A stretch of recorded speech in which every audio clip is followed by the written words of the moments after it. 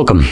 In front of me is an Honor X8, and today I will show you how you can put the device into recovery mode.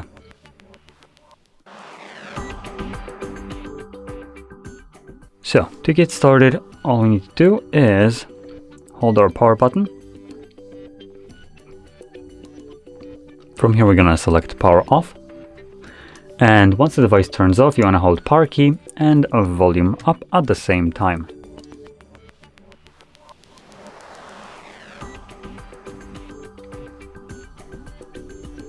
From here, once you see the Honor logo, let go of the power key, keep holding volume up.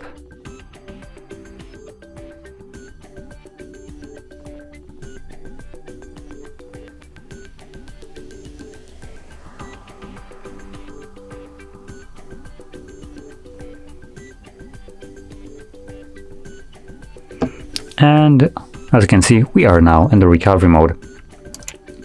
So that is how you boot into it. From here, you have a couple options like restart, which takes you back to Android, clear data, which consists of factory resetting your device and wiping the cache partition. Then we have update mode and also safe mode. So there we go. I'm gonna select restart just to get back to the typical Android OS.